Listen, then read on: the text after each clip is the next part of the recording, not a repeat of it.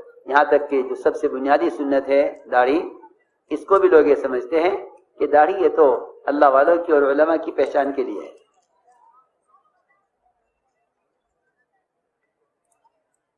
مجھے حیرت ہوئی، میں حرم سے نکلا تو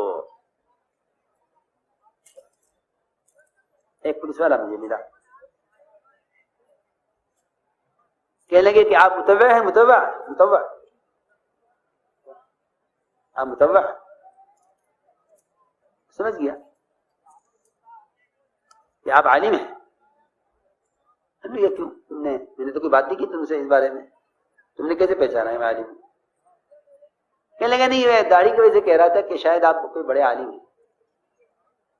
ہاں، تو میں نے کہا نہیں، میں نے اس سے کہا، پولیس والے سے، میں نے کہا کہ نہیں، داڑھی عالم کی پہچان نہیں ہے، مسلمان کی پہچان ہے۔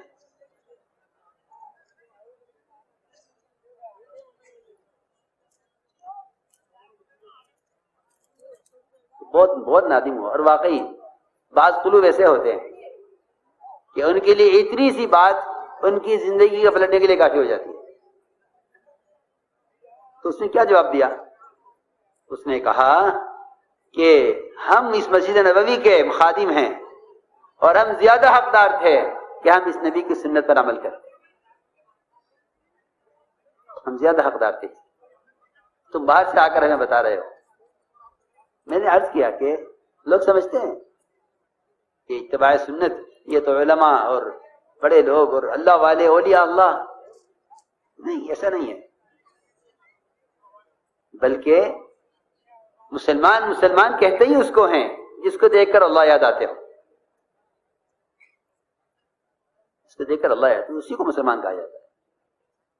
حضور اکرم صلی اللہ علیہ وسلم نے اپنے صحابہ کو غیروں کے طریقوں سے اتنا دور رکھا تھا، فرمایا لا تترعان آراہما، کہ تم غیروں کے طریقوں سے اتنا دور رہنا کہ ایک دوسرے کی آگ نظر نہ آئے، حالانکہ آپ جانتے ہیں کہ آگ بہت دور سے چمک جاتی ہے۔ تو سورج جو چمک رہا ہے کروڑوں میل سے، یہ اپنی تپش کی وجہ سے، اپنی آگ کی وجہ سے آگ دور سے نظر آتی ہے۔ آپ نے غیروں کے طریقوں سے دوری کی مثال کسی میل سے یا کسی کلومیٹر سے یا کسی فاصلے سے نہیں فرمائی، بلکہ فرمایا کہ میں یہاں تک کہتا ہوں لا تترعا ناراہما، کہ اتنا فاصلہ ہونا چاہیے تمہارے غیروں کے معاشرے میں کہ ایک کو دوسرے کی آگ نظر نہ آئے۔ ہاں، تو میں نے عرض کیا کہ لوگوں نے ایک درمیانی راستہ بنایا ہے، ایک درمیانی راستہ بنایا کہ یہ ہمارا درمیانی راستہ ہے، نہ کفر میں اور نہ پورے اتباع سنت میں، لیکن ایک درمیان کا راستہ۔ یہ درمیان کا راستہ منافقین کا تھا۔ یہ درمیان کا راستہ کس کا تھا؟ جی ہاں، یہ درمیان کا راستہ منافقین۔ قرآن نے منافقین کی جو پہچان کی ہے وہ اسی سے کی، وَمِنَ النَّاسِ مَن يَعْبُدُ اللَّهَ عَلَىٰ حَرْفٍ، کہ یہ نہ پورے کفر میں نہ اسلام میں، انہوں نے درمیان کے ایک راستہ نکالا ہے۔ اگر دیکھتے ہیں حالات مسلمانوں کے بہتر ہیں تو ادھر ہو جاتے ہیں، اور دیکھتے ہیں کہ حالات مسلمانوں کے خراب ہیں تو پلٹ کر کفر کی طرف ہو جاتے ہیں۔ میں نے عرض کیا کہ اللہ تعالیٰ نے وعدہ کمال دین پر کیا ہے، ادخلوا فی السلم کافہ، اسلام میں پورے داخل ہو جاؤ، اسلام میں پورے داخل ہو۔ اسلام صرف فرائض کا نام نہیں ہے، بلکہ عبادت ہے، اور عبادت دین کے تمام شعبوں کا احاطہ کیے ہوئے ہے۔ عبادت صرف نماز پڑھنے کو نہیں کہتے، بلکہ امام غزالی نے جو عبادت گنوائی ہیں وہ 10 چیزیں گنوائی ہیں عبادت، جس میں دعوت بھی ہے، تجارت بھی ہے، سنتوں کا اہتمام بھی ہے، پڑوسی کے حقوق بھی ہیں، اور اسلام کے فرائض بھی ہیں۔ یہاں اس سب کو 10 چیزوں کو عبادت فرمایا ہے، جس میں نماز، روزہ، حج اور زکوٰۃ، ذکر اور تلاوت، دعوت الی اللہ، اس کو بھی امام غزالی رحمۃ اللہ علیہ عبادت میں شمار کر رہے ہیں۔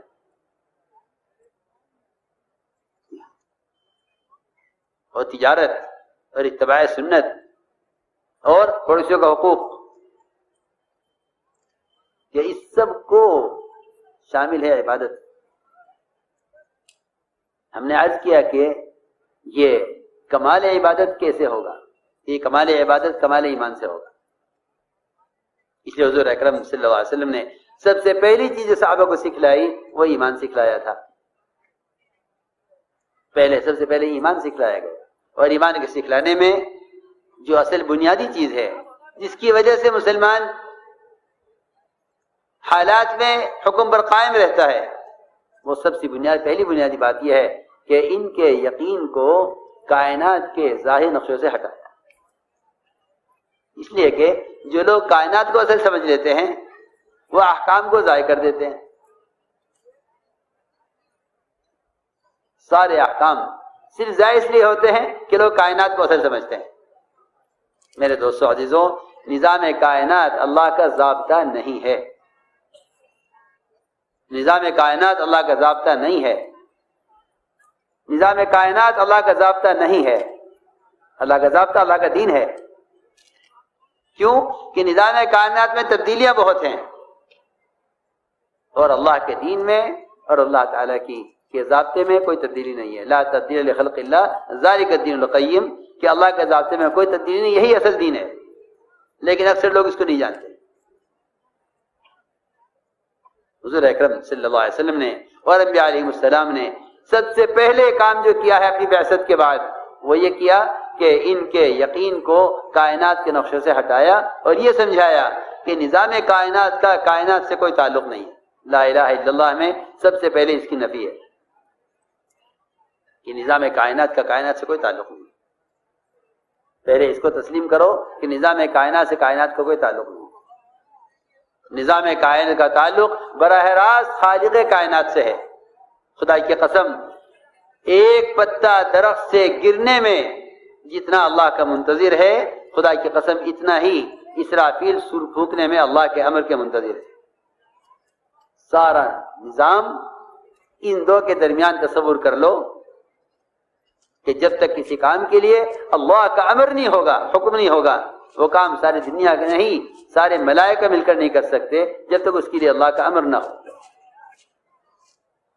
یہ تو بیچارے ایسے اندھے کہ یہ سائنس کے نظام کو ہی اصل نظام سمجھ بیٹھے. جی ہاں، سائنس کے جہل کو سائنس کا علم کہتے ہیں، جس کی انتہا جہد دجال پر ہونی ہے، جس کے ابتدا میں بھی عیسیٰ علیہ السلام آئے، انتہا میں بھی عیسیٰ علیہ السلام آئیں گے. یہ اس کائنات کے نظام پر کائنات کے نظام کو پر اپنا مدار لے کر چل رہے ہیں کہ یہ ہماری حیات کا مدار اس پر ہے. سوچو، نظام کائنات کا خدا کی قسم کائنات سے کوئی تعلق نہیں ہے. نظام کائنات کے ہر تغیر کا تعلق براہ راست اللہ کے امر سے. میں نے عرض کر دیا کہ جو حیثیت اور جو اہمیت اللہ تعالیٰ کے اسرافیل علیہ السلام کو سور پھونکنے کے امر کی انتظار کی ہے، خدا کی قسم ایک درخت سے پتے کے سوکھ کر گرنے کی، اس کے اللہ کے حکم کے انتظار میں بھی یہ حیثیت ہے. ہاں، یہ نہیں کہ کائنات میں کچھ ہو تو کہ ہاں کائنات میں کائنات سے ہوتا ہے، کائنات میں کچھ نہیں ہوتا. نظام کائنات کا کائنات سے کوئی تعلق نہیں. یہاں تو بیچارے اپنے مسائل کی تبدیلی اور اس کے تغیرات کو حکام سے جوڑ کر بیٹھے ہیں. ہاں، حالانکہ جس طرح مسلمان کے کسی کاروبار کا، مسلمان کے کارخانوں کا، ان کی دکانوں کا، ان کی تجارتوں کا، ان کی سرمایہ داریوں کے نقشوں کا، خدا کی قسم جس طرح ان کی بھینس بیل بکری سے کوئی تعلق نہیں، خدا کی قسم انعام سے بھی کوئی تعلق نہیں. اللہ نے قرآن میں انعام کہہ کر یہی بتلایا ہے. اللہ نے قرآن میں انعام کہہ کر اسی لیے تعارف کرایا ہے کہ جس طرح تم سمجھتے ہو کہ میرے کارخانے کا میری بھینس سے کوئی تعلق نہیں، اس کے چلنے نہ چلنے کا بھینس سے کوئی تعلق نہیں ہے، میری دکان کے چلنے نہ چلنے کا بکری سے کوئی تعلق نہیں، خدا کی قسم اس طرح مسلمانوں کے امور کا حکام سے بھی کوئی تعلق نہیں. تعلق احکام سے ہے. اعمالکم عمالکم، ہمیں یہ سبق سکھلایا گیا تھا. اعمالکم عمالکم، تمہارے اعمال جیسے تمہارے اعمال ہوں گے ایسے تمہارے عمال ہوں گے. اس لیے اپنی پریشانیوں میں عمال کو گالیاں مت دو، بلکہ اپنے آپ کو ملامت کرو کہ میرے ساتھ اللہ کا معاملہ میرے عمل کے اعتبار سے ہوگا، اس لیے کہ خدا کی قسم اصل کائنات مسلمان ہے. اصل کائنات مسلمان ہے. مسلمان کی زبان سے یہ بات نکلنا کہ ہمارے مسائل کا حل ان کے ہاتھ میں ہے، اور اللہ کہہ رہے اصل کائنات مسلمان ہے. اللہ کہہ رہے اصل کائنات مسلمان ہے. سارا نظام کائنات زمین سے لے کر آسمان تک، چاند سورج ستارے اور ان کے درمیان جتنی بھی نقشے ہیں، یہ سارے نقشے مسلمان کے لیے اس طرح تابع ہیں جس طرح اعضائے انسان کے قلب کے تابع ہے. ہماری بات توجہ چاہے گی. سارا نظام کائنات وہ اس طرح مسلمان کے تابع ہے جس طرح ایک انسان کے اعضاء اس کے قلب کے تابع ہے. بالکل جس حدیث میں یہ فرمایا گیا ہے الا ان فی الجسد مضغہ، کہ اس کو سارے کائنات کے ظاہری نظام کی اصلاح اور فساد کا مدار اس پر رکھا گیا ہے، کیونکہ ایمان کی جگہ قلب ہے. جس طرح انسان کے بدن کے کسی عضو کو ایمان کی جگہ نہیں بنایا گیا، اس طرح خدا کی قسم مسلمان کے علاوہ کائنات کی کسی شکل پر کائنات کے نظام کے تغیر کا مدار نہیں رکھا گیا. یہ بات سمجھیے. مسلمان کی زبان سے یہ بات اچھی نہیں لگتی کہ اگر یہ مان جائیں گے تو کام ہو جائے گا، یہ ایسے ہو جائیں گے تو کام ہو جائے گا. یہ اگر ہماری کمال ہوگا. میں کہہ چکا ہوں، میں عرض کر چکا ہوں کہ کوئی کہہ سکتا ہے کہ اگر یہ بھینس بدل دوں میں تو میرا کارخانہ چل جائے. جب تیری بھینس کے بدلنے سے تیرے کارخانے کے تیرے کوئی تعلق نہیں، تو حکام کے بدلنے سے مسلمانوں کے مسائل کا کیا تعلق ہے؟ سیدھی بات ہے. یہ منتظر ہیں، حکام بدلیں گے حالات بدلیں گے. اللہ منتظر ہیں کہ تم احکام بدلو میں حالات بدل دوں. اللہ اس کے منتظر ہیں. ان عدتم عدنا وان تعودوا نعد. کیا ہے اس آیت کا مطلب؟ ان عدتم عدنا ان تعودوا نعد. قرآن میں دونوں جگہ فرمایا کہ تم پلٹ جاؤ دین کی طرف، ہم پلٹ جائیں گے وعدوں کو پورا کرنے کی طرف. تم پلٹ جاؤ گے بے دینی کی طرف، ہم پلٹ جائیں گے عذاب لانے کی طرف. ریکنسٹرکشن آف امہ dailymarkers.com. تو معاملہ تو ہمارے ہاتھ میں